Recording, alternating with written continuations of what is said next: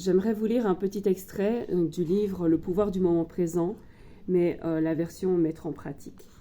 Donc, comme je suis vraiment plongée depuis un certain temps dans tout ce qui est présence, pour pouvoir développer sa présence à soi-même avant tout, mais aussi aux autres, justement, pour devenir des piliers de présence pour les autres. Et donc, là, j'avais l'envie de vous partager un extrait du livre qui parle des relations de dépendance aux relations éclairées. Et même si on parle d'une relation avec un partenaire amoureux, par exemple, ça s'applique à tout. Ça s'applique à toutes nos relations, de toute façon. Donc, je vous lis. Que vous viviez seul ou avec un partenaire, ceci reste la clé.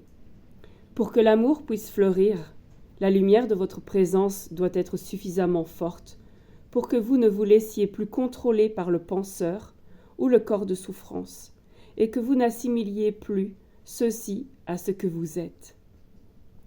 Vous connaître comme étant l'être derrière le penseur, le calme derrière le parasitage du mental, l'amour et la joie derrière la souffrance, c'est cela la liberté, le salut, l'illumination.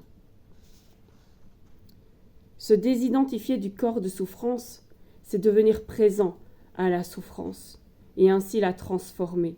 Se dissocier de la compulsion à réfléchir, c'est être le témoin silencieux des pensées et des comportements, en particulier des scénarios mentaux qui se répètent et des rôles joués par l'ego. Si vous cessez d'insuffler une existence au mental, celui-ci perd son aspect compulsif, qui est fondamentalement l'obligation de juger, et par conséquent, à résister à ce qui est. Cela crée conflit, mélodrame et nouveaux chagrins. En fait, dès l'instant où le jugement cesse, par l'acceptation de ce qui est, vous êtes libéré du mental. Vous avez fait de la place pour accueillir l'amour, la joie, la paix. Alors, personnellement, je ne mets pas un point d'honneur à parler, à cibler le mental comme étant mauvais. Je pense qu'il y a aussi un peu de discernement et de souplesse à mettre dans ces propos. Mais ça nous invite justement à ne pas s'identifier à la souffrance, mais à la voir, à la vivre et à la laisser traverser, à la laisser vivre, à la laisser se ressentir pour pouvoir la laisser passer, mais ne pas s'y identifier. Je vais juste vous proposer encore cette petite lecture méditative qui suit le texte que je viens de vous lire. En premier lieu, vous cessez de vous juger vous-même et vous arrêtez ensuite de juger votre partenaire. Le plus grand déclencheur de changement dans une relation, c'est l'acceptation totale de votre partenaire tel qu'il est, sans aucun besoin de le juger ou de le changer de façon quelconque. Cette acceptation vous transporte immédiatement au-delà de l'ego. Tous les jeux du mental et les dépendances profondes sont alors révolus. Il n'y a plus ni tyran ni victime, ni accusateur ni accusé.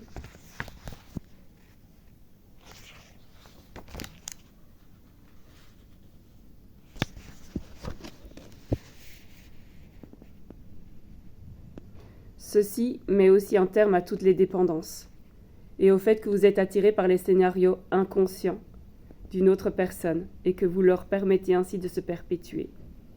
Soit vous vous séparez dans l'amour, soit vous plongez encore plus profondément dans le présent, ensemble, dans l'être. Cela peut-il être aussi simple que ça ? Oui, ça l'est. L'amour est un état. L'amour n'est pas à l'extérieur, mais au plus profond de vous. Il est en vous et indissociable de vous à tout jamais.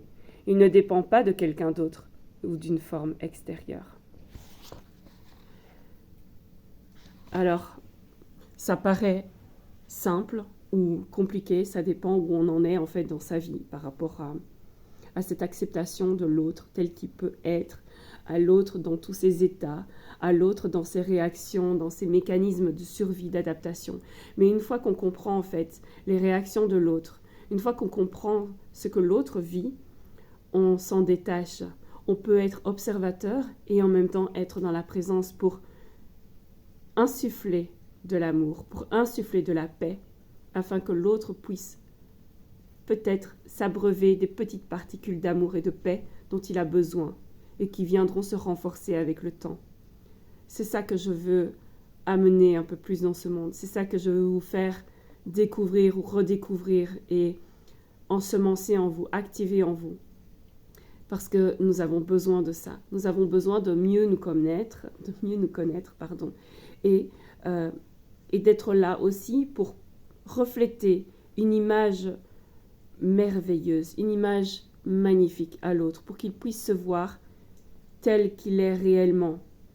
Pas uniquement ces masques de survie, pas uniquement tout ce que l'on a projeté de lui ou d'elle depuis toujours, non, mais d'avoir un regard de compassion envers lui-même pour qu'il puisse pacifier ses parts un petit peu de souffrance, ses parts en lutte, afin qu'il puisse avancer en paix dans sa propre vie.